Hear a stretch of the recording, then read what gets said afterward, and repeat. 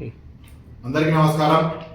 ఈరోజు తెలంగాణ రాష్ట్రంలో గౌరవ ముఖ్యమంత్రి కాంగ్రెస్ ప్రభుత్వం రేవంత్ రెడ్డి గారే స్వయాన విద్యాశాఖ మంత్రిగా ఉన్నప్పటికీ కూడా ప్రభుత్వ పాఠశాలలు తెరిచి ఒక నెల గడుస్తున్నప్పటికీ కూడా ప్రభుత్వ పాఠశాలలో ఇప్పటి వరకు కూడా యూనిఫామ్ లేకపోవడము, అదేవిధంగా పాఠ్య పుస్తకాలు రాకపోవడము ఎంత దుర్మార్గము।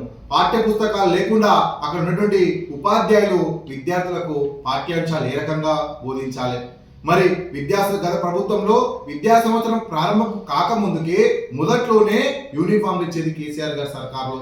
మరి ఈ రోజు రేవంత్ రెడ్డి గారే ఈరోజు విద్యాశాఖ మంత్రి ఉన్నారు, విద్యాశాఖ ప్రక్షాళన చేసి బాగుపరుస్తారు అనుకున్నాం, కానీ ఈ రోజు విద్యాశాఖ దగ్గర పెట్టుకొని ప్రభుత్వ పాఠశాలల పైన, ప్రభుత్వ పాఠశాలలో చదివే విద్యార్థుల పైన కక్ష గట్టి విద్యా వ్యవస్థను సమూలంగా నాశనం చేసినటువంటి కాంగ్రెస్ ప్రభుత్వానికి, అదేవిధంగా రేవంత్ రెడ్డి గారికి బీఆర్ఎస్ రాష్ట్ర నాయకత్వం తరఫున మేము ఒక్కటే సూచిస్తున్నాం, అయ్యా ముఖ్యమంత్రి గారు, మీరే ఈరోజు విద్యాశాఖ మంత్రిగా ఉన్నారు, మొన్నటికి మొన్న ప్రకటన చేసినారు, మరి ప్రభుత్వ పాఠశాలను 24,000 నుంచి 4,000 గుంజుతామన్నారు। ఎందుకు ముఖ్యమంత్రి గారు? ప్రభుత్వ పాఠశాలలో చదివేది పేద విద్యార్థులు చదువుకునే ప్రభుత్వ పాఠశాలల పైన మీకు ఎందుకంత అసూయ?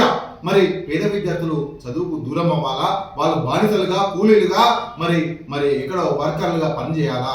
మరి మీరు ప్రభుత్వ పాఠశాలను మూసేసినట్లయితే విద్యకు పల్లెల్లో చదువుకునే వాళ్ళు, తండాల్లో చదువుకునే వాళ్ళు ఏ రకంగా చదువుకోవాలి? మీరు ఒకటి అన్నారు ఎలక్షన్ లో, మరి ఒక్క విద్యార్థి ఉన్నా కూడా పాఠశాలను పునఃప్రారంభిస్తామన్నారు। మరి మీరు ప్రారంభించు దేవుడెరుగు, మరి ఉన్న పాఠశాలనే 4,000 చేస్తామన్నారు। ఆ మాటని మీరు వెనక్కి తీసుకోవాలి। మీరు ఈ విద్యా సంవత్సరం నుంచే మరి విద్యార్థులకు రాగి జావా, అదే విధంగా అన్ని రకాల టై, బెల్ట్, షూస్ ప్రభుత్వమే ఇస్తుందని చెప్పినారు। మరి టై, బెల్ట్, షూస్, రాగి జావా కాదండి, విద్యా సంవత్సరం ప్రారంభమైంది, వాళ్ళకు పాఠ్య పుస్తకాలు అందించామని మేము ఈ రోజు డిమాండ్ చేస్తా ఉన్నాము। యూనిఫామ్లు నెల గడుస్తుంది, మరి విద్యార్థులకు యూనిఫామ్ రాలేదు, అది ఇవ్వమని మేము డిమాండ్ చేస్తా ఉన్నాము। డిఎస్సిని వెంటనే మెగా డిఎస్సి ద్వారా ఉపాధ్యాయులని నియమించాలని మేము డిమాండ్ చేస్తా ఉన్నాము। కేసీఆర్ గారు ప్రభుత్వంలో ఉన్నప్పుడు ఏదైతే డిఎస్సి నిర్వహించారో, మీరు వచ్చిన తర్వాత మరి వాటిని ఫోటోలు దిగినారు, అవి నియామక పత్రాలతో। మరి మీరు వచ్చిన తర్వాత మెగా డిఎస్సి లేదు, ఒక్క డిఎస్సి లేదు, ఒక్క టీచర్ని కూడా రిక్రూట్ చేసిన దాఖలాలు లేవు। మరి గురుకుల పాఠశాలలు అయితే మొత్తం అగమ్య గోచరం చేసినారు, ఎందుకంటే గురుకుల పాఠశాలలు అంటేనే రాష్ట్రంలో కేసీఆర్ గారు గుర్తొస్తారని। మరి మీరు వచ్చిన తర్వాత 100 మందికి పైగా విద్యార్థులు మరి అక్కడ చనిపోవడం జరిగింది, ఫుడ్ పాయిజన్ అయ్యి। మొన్నటికి మొన్న మా నాగర్ కర్నూలు జిల్లా మరి అమ్రాబాద్ అచ్చంపేట నియోజకవర్గంలో కూడా విద్యార్థులు 20 మందికి పైగా మరి గురుకుల విద్యార్థులు అస్వస్థకు గురైనారు। మరి ఎందుకు మీరు వచ్చిన తర్వాత గురుకుల పాఠశాలల పైన ఎందుకు ఇంత కక్ష? మరి మీరు కార్పొరేట్ కళాశాలలకు, అదేవిధంగా కార్పొరేట్ పాఠశాలకు కొమ్ము కాస్తున్నారు। ఇంటర్నేషనల్ స్కూలు వేరే రాష్ట్రాల నుంచి వచ్చేది ఎవరైనా సరే పర్మిషన్ వస్తే ఇమీడియట్ గా విద్యాశాఖ నుంచి అప్రూవల్ వస్తుంది, స్కూల్ బిల్డింగ్ అప్రూవల్ అవుతుంది, అన్ని అప్రూవల్ అవుతాయి। మరి తెలంగాణ రాష్ట్రంలో పేద విద్యార్థులను చదివించడానికి ఏదైనా ఒక పాఠశాల పర్మిషన్ కొడితే మరి విద్యాశాఖ నుంచి అనుమతులు రావడానికి కొన్ని నెలలు, సంవత్సరాలు గడుస్తున్నది। అయ్యా ముఖ్యమంత్రి గారు, ఇప్పటికైనా నాగర్ కర్నూలు జిల్లా బిడ్డ మీరు, మరి కల్వకుర్తి నియోజకవర్గం పక్కన నల్లమల్ల పులిబిడ్డ అంటారు, మరి మా కల్వకుర్తిలోనే విద్యా వ్యవస్థ అగమ్య గోచరంగా ఉంది। ఇక్కడ కార్పొరేటు విద్యకు తలదన్నే విధంగా కల్వకుర్తిలోనే పుస్తకాలు అమ్మి కొన్ని కోట్లు కొల్లగొడుతున్నారు కల్వకుర్తి ప్రైవేట్ పాఠశాలలో ఉన్నటువంటి యాజమాన్యాలు। మరి ఎక్కడున్నారు డిఓ గారు, ఎక్కడున్నారు విద్యాశాఖ అధికారులు, ఎక్కడున్నారు ఎంఈఓ గారు? మీకు కళ్ళకు కనిపిస్తలేదా? కల్వకుర్తి పాఠశాలలు విద్యను వ్యాపారం చేసుకొని అధిక ఫీజులు వసూలు చేస్తూ అదే విధంగా పుస్తకాలు అమ్ముతుంటే మీరు ఎక్కడ తనిఖీ చేసినారు? ఏ పాఠశాలను తనిఖీ చేసి ఏ పాఠశాలలో మీరు పుస్తకాలను పట్టుకొని సీజ్ చేసినారు? కొన్ని కోట్ల రూపాయలు ఆల్రెడీ నెల నుంచి అమ్ముడు పోయాయి, పాఠ్య పుస్తకాల తల్లిదండ్రుల నుంచి దోసుకున్నారు। అదేవిధంగా స్వయంగా మేమే కల్వకుర్తి ఎంవీఐ గారిని కలిసి కల్వకుర్తిలో పాఠశాల బస్సుల పేరుతోని అక్కడ 40 మంది సీట్ కెపాసిటీ, ఒక్కొక్క దాంట్లో 80 మంది తరలిస్తున్నారు విద్యార్థులు।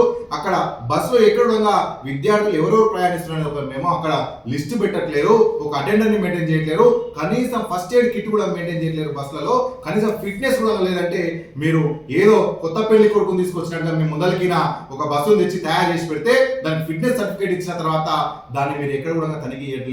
మీరు ఏ బస్సుకి వెళ్ళినా సరే ఉదయం కానీ సాయంత్రం కానీ బస్ టైంలో ఎక్కడ బస్సును పట్టుకున్నా కూడా అందులో సీట్ కెపాసిటీ 30-40 ఉంటే అందులో దాని డబల్, అక్కడ 40 మంది ఉంటారు, 43 దాంట్లో 80 మంది విద్యార్థులు తరలిస్తున్నారు। మరి మీకు ఎంబీఏ అధికారులకు, రవాణా శాఖ అధికారులకు మరి ఇది కనిపిస్తలేదా? ఇక్కడ విద్యార్థి విభాగం వాళ్ళే స్వయంగా రోడ్లెక్కి మీకు పట్టించి ఇవ్వాలని మేము ఈ సందర్భంగా మేము కోరుతున్నాం.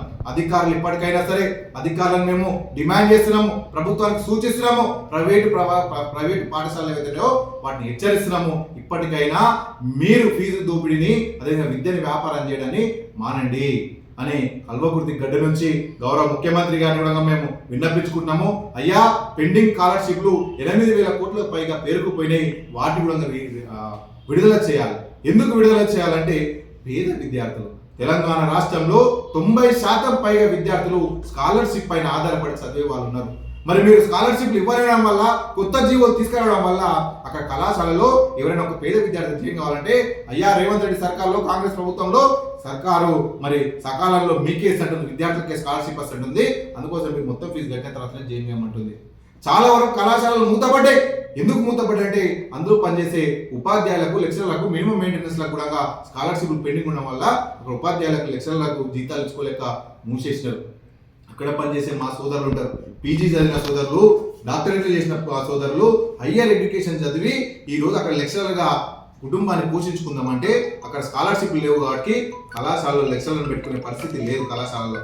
అయ్యా ముఖ్యమంత్రి గారు, మీరు వచ్చిన తర్వాత విద్యాశాఖ మారుతుంది అనుకున్నాము, మరి మొత్తం కూడా విద్యాశాఖని సర్వనాశనం చేయాలని మీరు ఏదైతే కంకణం కట్టుకున్నారో దయచేసి అది మానుకోండి. వెంటనే పెండింగ్ స్కాలర్షిప్లని విడుదల చేయండి.